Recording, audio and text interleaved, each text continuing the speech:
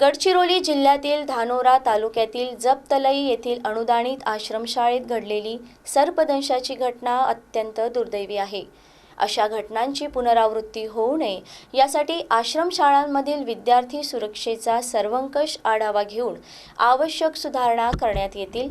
तसेच आश्रमशाळांसाठी नवीन प्रमाणित कार्यपद्धती निश्चित करण्यात येईल असं सहपालकमंत्री ॲडव्होकेट आशिष जयस्वाल यांनी सांगितलं।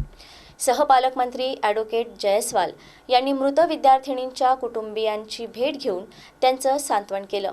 त्यानंतर जपतलई येथील आश्रमशाळेला भेट देऊन घटनास्थळाची पाहणी केली। तसंच विद्यार्थ्यांशी संवादही साधला।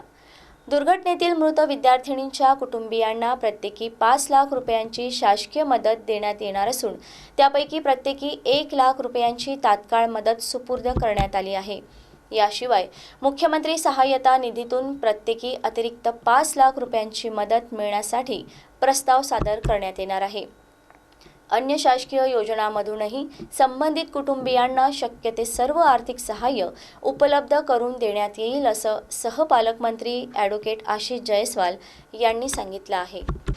गडचिरोली जिल्ह्यातील धानोरा तालुक्यातील आज या आश्रमशाळेत जे दुर्दैवी घटना घडली, ज्याच्यामध्ये 3 मुलींचा मृत्यू झाला आणि एक मुलगी गंभीर आहे, एक मुलीला नागपूरला शिफ्ट केलेलं आहे। संपूर्ण कुटुंबाची भेट घेऊन आज या घटनास्थळी भेट दिल्यानंतर ही बाब कळली की अनेक गोष्टी अशा आहे की ज्या गोष्टीमध्ये प्रत्येकाला जागरूकतेने काम करण्याची गरज आहे।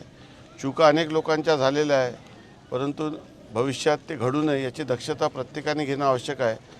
जे कमिटी आपण गठीत करतो त्या कमिट्यांचा देखील कारभार सुरळीतपणे आणि शासन व्यवस्थेतून याच्यात काय बदल करण्यात येईल त्याच्या संदर्भात 14 तारखेला मी इथं बैठक घेतलेली आहे। कुटुंबाला आज आम्ही 5 लाखाची मदत करत आहोत आणि 5 लाखाचा प्रस्ताव माननीय मुख्यमंत्री महोदय यांच्या निधीत पाठवत आहोत। तिथून तो मंजूर करण्यात येईल आणि त्याशिवाय देखील इतर सरकारी योजनेतून त्या कुटुंबाला जी काही मदत करणं शक्य आहे ते निश्चितपणे केली जाईल। 14 तारखेला जिल्हाधिकारी कार्यालयात या सर्व आश्रमशाळेच्या सुधारणेच्या संदर्भामध्ये नवीन SOP आम्ही निश्चित करू आणि लोकांना कळवू।